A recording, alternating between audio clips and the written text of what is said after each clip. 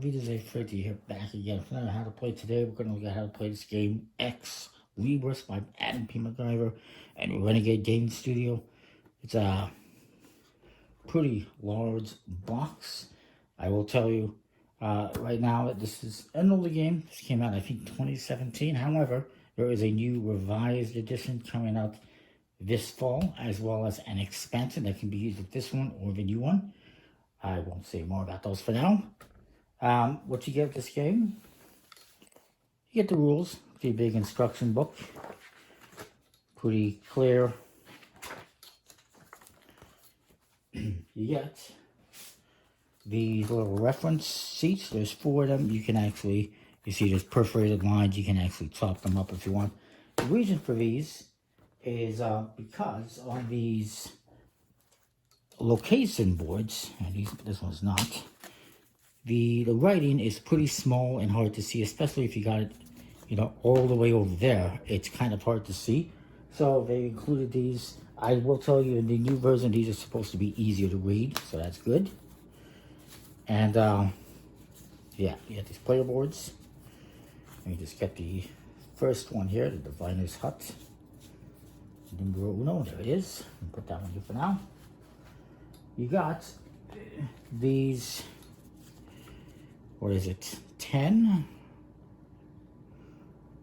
3, 4, 6, 12 different library boards. These are what you're going to be using yourself. Each player is going to have a different one. Now the double-sided on this side is more of a beginner game. So you'll just be using, well, we'll get into that. But there's this side, this is more for beginners. And we'll look at that in a bit. And then the other side is just kind of the regular game. On top of that, you also get this dry erasable scoreboard. This is the main side you'll be using. This side is for solo mode. You can play this 1 to 4 players. The expansion will allow you to play up to 5 players and adds a couple of new modules. You may or may not get it. You also get this large deck of cards. These are actually kind of an odd size. They're smaller than bridge size, but bigger than mini size cards. And each one of them has anywhere from about 2 to 4 books. And all the books have interesting, funny title. 200 pages to start fires with. Good Lord. Quitting with Style. Quivering Error Bowls? Quivering Arts of Bowls. Quivering Arts of Bowls. Anyway, I can't speak. There's all sorts of fun names. There's 510 different books on these 150 or so cards.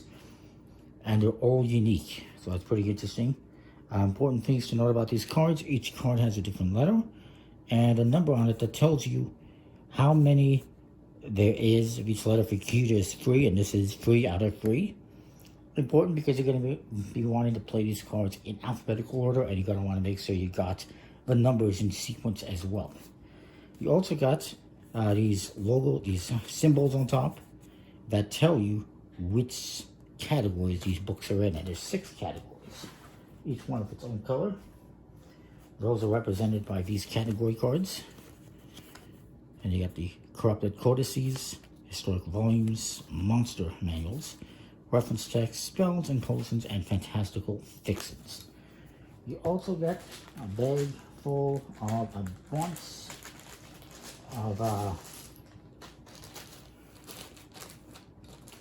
of assistants, they call them, meeples, basically. Now for the basic game, you'll be using just 3 of these basic gnome-like tokens, or assistants that look like gnomes.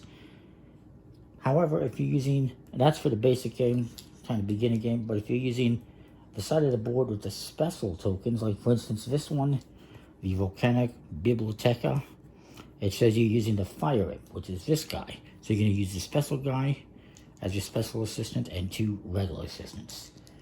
You'll also be using just the 3 regular assistants for solo mode, which we won't get into today. I haven't even looked at it.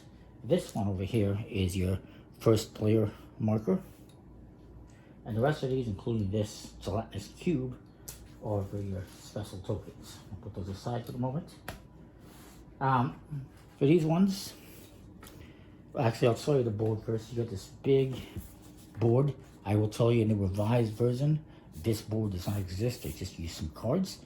First of all, you got some references here, some cheat sheets for scoring. Talks about alphabetical order, self-stability, and prominent works, banned books, and categorical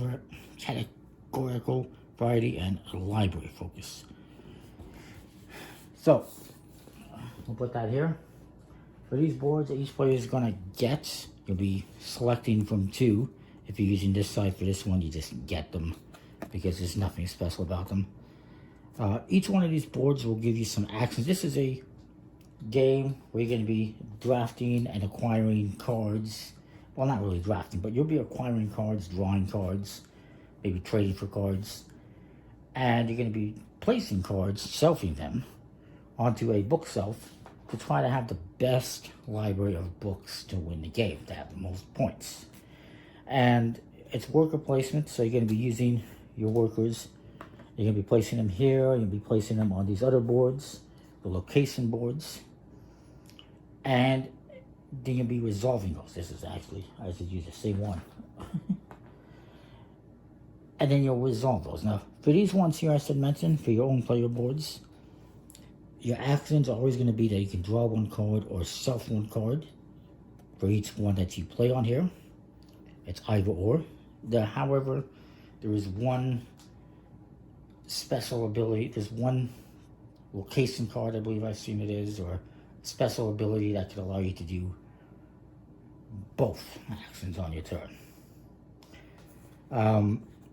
Also along the side here, it has a nice little bit of information that tells you each letter and how many cards, I should say, not books, how many cards is in each letter. So you can see there's 10 for the S, 10 for the T, there's 3 for the K and the J, etc., etc. So that's helpful. A little bit hard to read, but helpful. And on this side is where you're going to put your focus. Each person is going to get one of these cards. And if you get this one, Fantastical Fictions, you're going to be trying to collect that one. You'll keep it here secret so nobody can see. You'll be trying to collect that one for bonus points. Each one of those is going to be worth 2 points. We're also going to be taking one of these cards, putting it over there on the board on the prominent works. Those are bonus ones. Whoever has the most of these, of the prominent works, will get 15 points. Whoever has the second most gets 9. If you're doing for your 4 players, third will get 4. The last place doesn't get anything. And then another card will be going here for the banned books. And the banned books are going to be worth -1 point for each one that you collect. You want to try to avoid collecting those, but you don't want to completely not collect them because you might screw yourself over if you're not using certain cards just because it has a banned book. That kind of covers that. I'll talk about the location cards. Location cards, you're always going to have 1 per every player. And you're always going to have this one to start. This one will always be in the game, the Diviner's Hut, of which the ability is you can draw 1 card for every assistant you have placed everywhere. And then you get to take the first player token if you don't already have it. That is that ability. That's what that one is. To point out, it says if it's a green color like this one with a lightning symbol, it is an instant ability. So as soon as you put your thing here, you will do that. So it's probably important not to put your token on there first because then you're only collecting 1 card. If you wait until you've placed 2 or 3 meeples, like I said, I placed this one here and I put this one over here. Then I put this one, then I'm going to get 3 cards instead of just 1 or 2. So your player boards are going to have 2 kinds. Now if you're doing the beginner, you're going to take all these red ones out and not use those. There's about 4 of those. The red ones are a little bit different, as I'll show you in a moment. But the green ones, they're an instant action. You'll just put your worker, your assistant on one of these spots and take whatever action it says. I'm not going to go through all of them. But for instance, this one says you're going to reveal 4 cards from the deck. And whoever has the most matching books of a category will take all the matching cards, and then you can shelf one of them as well for each player you have below. If you see the ones that say 3 or 4 plus, this is only for 3 or 4 players, so you cannot have with 2 players 4 assistants or 3 assistants on that spot. For instance, this one as well, there's one that's just for 3 players or more, so in 2 players, you'd only be able to use 1 spot. Now, each one of these locations also has a number in the corner, and I'll explain what that does in a minute. For the red ones, I'm going to use a couple as an example here. The red ones, that's not the red one I wanted.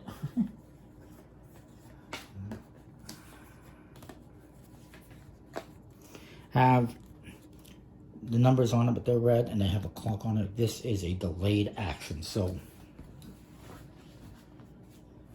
if we had, let's say, these boards on here, this one's going to be, this is an instant one, so you're always going to do that right away.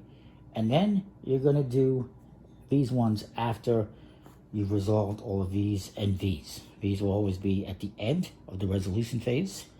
And if you have more than one, you're always going to do them in numerical order. So this number 3 would be done first, and number 12 would be done second. After you've gone through and resolved all of your actions, you're going to discard these ones and put new ones. The lowest number 1, in this case the divider's hut, is going to go here on the board where it says permanent location. So you're always going to have locations available all the time, but not all of them. So that would go there. And then, you know, if we had these ones here for the second round, for instance, the lowest number, the auction house, would go here. Another thing I should point out, some of these, like the auction house, require 3 cards. So when you put this out here, you will put 3 cards on here. Most of them are face up. There's one that's face down. And then if one of these or whatever gets taken during the round, even if they don't, once you finish the resolution phase and you put this one here, whenever you put any that have cards there, you're going to put these in the discard and you will replace them with 3 new cards. So you're always going to have new cards going onto those. Otherwise, they'll just be sitting there and nobody will use them. So hopefully that kind of covers the locations more or less. So, set. We'll do a little two-player game here just to show you. So, we had mixed up these player boards, the library boards, and each player is going to get, as long as you're not doing the beginner mode, is going to get 2 of them. And we put the rest away, we won't need them. And they're going to look at them and they say, you know what, I want to be the snowman. So I'm going to get rid of this bookworm. And they're going to get the snowman. And they'll get 2 of these. We'll do the blue ones. Meeples. Or assistants. And I will be, let's say I'll be the fire if I ended up with that one anyway. So I'll get this one and I'll take these orange ones. The rest can all go away.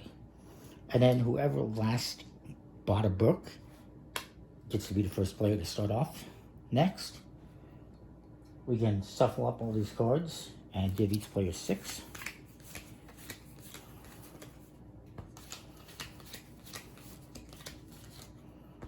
And then you're going to take the rest and put them into 2 relatively equal piles to either side as draw decks. Then you're going to take the location tiles. You're always going to have the dividers at the start. And then you're going to take 1 more for every person that's playing. So let's say we do this one. And this one requires 1 card on it. Deal 1 card. So I'm going to put 1 card on there. Okay.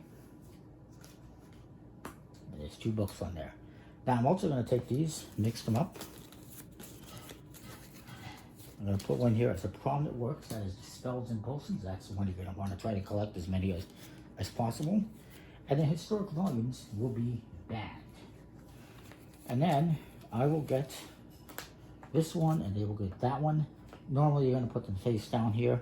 You can look at them whenever you want. I'm going to leave them face up so you can see. I have the blue reference text. And this person has the monster manuals. I will put the rest away. We won't need them for this game. And these location tiles can stay here. So, we'll say that I am the first player. Now you're going to want a lot of space so that you can shelf your cards. Well, I'm the first player. I got the first player token. I've got a B, 7 out of 10, a C, 7 out of 9, a couple of H's, a D, and a U. Looking at that. Now I'm going to take my meeples, since I'm the first player. Oops, I apologize for kicking this. And I am going to, let's see, this one says, and I'm going to look at my reference papers, wherever I put them so I can see it better. Book collector, discard any number of cards from your hand or your bookshelf. For every 2 books discarded that match one of the book collector's categories, you draw 1 card from the deck. And I can shelf up to 2 of the cards drawn. So what that means is I can discard books from my hand if I want. If they match one of these, then I can draw 1 book for every 2 that I discard. That's books, not cards. If I discard 2 books that match one of those, I can draw 1 card for each one of those. So drawing 1 card, I might be able to, you know, get 2 cards if I'm lucky.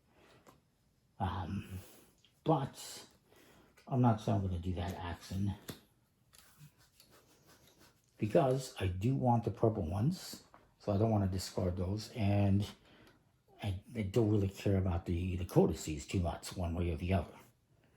I do have a lot of blue ones, which is what I'm collecting, the reference text. I do have purple ones. I also have gold one here, which isn't too good for me. It's a banned book, but it is what it is. So I'm not going to do that action. Instead, I'm going to place a, let's put my special token here. Actually, let me see. The 5 up. I may discard 1 card from a location to perform a home action, or discard all cards to perform 2 home actions, which is just draw 1 card or shelf 1 card. I'll just put that there. Now my opponent's going to go. They have an ability as well. It says other assistants may not visit the same location as the snowman. So that's kind of a good one. So if my opponent puts this snowman here, I cannot go there. But they don't want to go there. They're just going to go here. It's not a very good card, I guess. Well, let's see what they have. Maybe they do want to go there.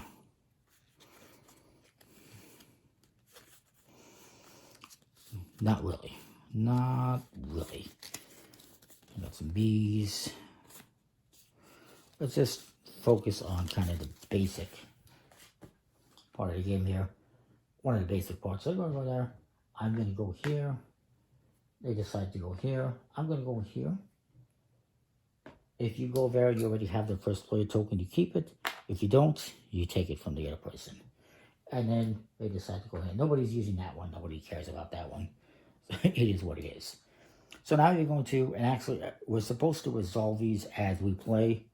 So when I play this here, I'm going to draw a card or shelf one. I'm going to draw one. It's another U.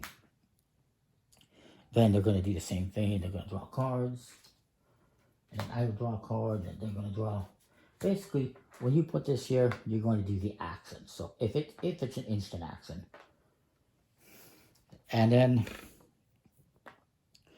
so I'm going to get this one, which is I draw 1 card for every assistant. So I've placed all 3, so I get 3 more cards. And then, once we've done that, once we've moved everything, we're going to clean up, take all our tokens back, or assistants, I should say. Oops, I'll just leave them here. We're going to take whichever one has the lowest number in the first round. It's always going to be the diviner set. Put it into the permanent locations. It will always be there. This card will get discarded, as will this. And we get 2 new ones. And let's do a different one here. Now these ones require cards, 3 cards, and 4 cards. And you continue doing this for this one. You know, if you go to the auction house, this one, the auction house, if I go here, because it's a red one, nothing happens immediately. And then my opponent's going to go, maybe they go here. Then maybe I decide to go here. Then maybe my opponent decides to go here. Now, because this is an auction, you're upping my bid of 1. That means I get this back, and they go there. Then maybe I decide to go here, free, and give them their thing back. They decide to go here, and maybe here, and then here. Now, I forgot again. Damn it. Let's try this again. I apologize. So, where do we start? I start, so I'm going to go here. Again, delayed action, nothing happens. They go there, I get kicked off. Now it's my turn. I decide to go here, so I'm going to draw a card or shelf a card. In this case, I'm going to, let's shelf this be. I'm going to put this on the shelf. Put that discard over there, and we'll start that. So you're going to take that action immediately. I haven't really been doing that. So now they're going to go, they decide they're going to go here. What does this do? I said, look at the paper here. I apologize.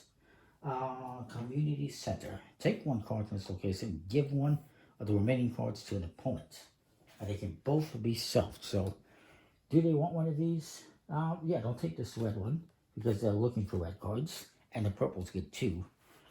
And they're going to give me, let's say they give me this green one. They don't know what I'm collecting. Now, I'm not going to shelf that one because it's an S. They're not going to shelf it either. So next, it's my turn to go again. Maybe I decide to go here and I kick them off. So they decide to go here. And they're going to draw a card. And then it's my turn. So I'm going to go here. And I'm going to draw a card. I think I forgot to draw a card the first time. It is what it is. And then, you know, maybe they go here. And they draw another card. Or they can shelf one.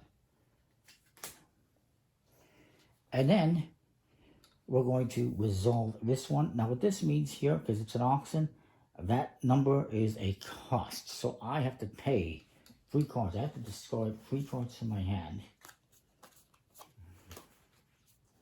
Maybe I discard this one. Maybe I discard this one.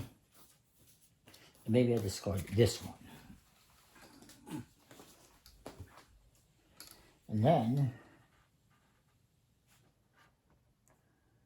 I get to take these cards. So I'll discard these ones. And I get to take these. Which, they're okay. Then, again, you do the cleanup. You take all your pieces back. They're going to take theirs back. You get rid of these cards. Because they're going to get rid of this board. This is going to go here into permanent location. And I'll get 3 new cards. And then, you get a couple new boards. And you continue on and on. The game will end once, in a 2-player game, once somebody has played 16 cards on their shelf. I'll go over that in a bit. And then once that happens, that brings about the end of the game. Each player will take 1 final turn to try to get some more cards on their shelf. And then scoring will happen. If it's 4 players, it's 12 cards. If it's 3 players, it's 14. If you want to play a longer game, you can add 3 more cards to that. So 19 for 2 players, 15 for 4 players, so forth. So bear with me a second. So then you're going to have something like this at the end.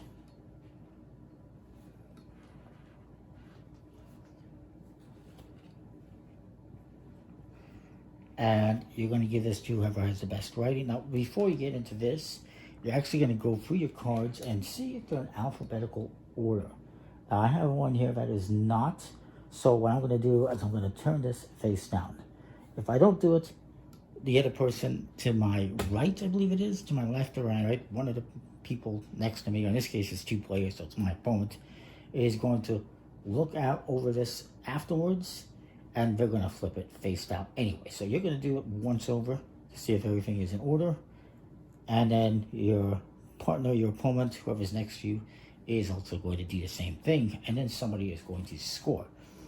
You're gonna write down how many you have of each of the different categories. So I have 7 corrupted codices, 13 fantastical fictions, 8 historical volumes, 9 monster manuals, 9 reference checks, 6 spells and potions. Then you're going to do section B scoring here. You're going to look at your survey. You're going to survey your self-stability and do your bonuses. Self-stability is this. When it comes to putting the cards on the self, it doesn't matter how far you go this way.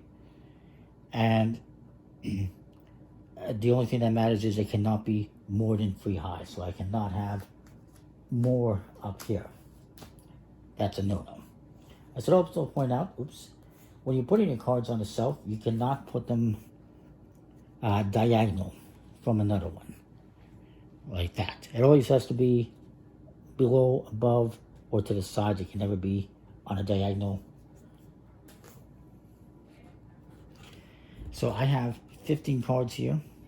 Pretty good bonus. I get 15 points for that. 1 for each one. You have to have a minimum of a 2 by 2 for self-stability bonuses. Otherwise, your self is all wonky. Then I'm going to look at my prominent works awards. That is the spells and potions. I have 6 of those. So I'm going to get, let's say I got 9 points. Maybe I had the second most because that's not a whole lot. They probably had about some more. Banned books penalties. How many banned books did I have? That's the historic volumes. I had 8. That's going to be -8. My categorical variety. What you're going to do for that is whichever one you had the least amount, for me is spells and potions at 6. You're going to get 2 points each. So I'm going to get 12 points for that. You always get points for the one that you have the least amount of. And then you're going to reveal what this is. And look at the bonus for that. I get 2 points for each of those blue ones. So 9, so that's 18. And you add all that up. Whoever has the most points wins. I think that more or less covers it. Again, the game ends once somebody has at least 16. For 2 players, it's different per player count. And yeah, don't forget, each player has a different special ability you can do on your turn or at some point in time. You can do that. Some of them are when you place your special guy on one of these, you get an ability. Some of them are at other times. Like, for instance, there's one that lets you open up something and put a card in there. Now, these cards that are face down, they don't count. They're not going to score you anything, so try not to make sure you don't have anything that's out of order. That being said, if this was here in the middle, it doesn't affect the self-stability. So there's that. I think that covers about it. Comment, like, subscribe. Let me know what you think. I think this is an awesome game. I like it. Comment, like, subscribe. We'll see you next time. Thanks for watching.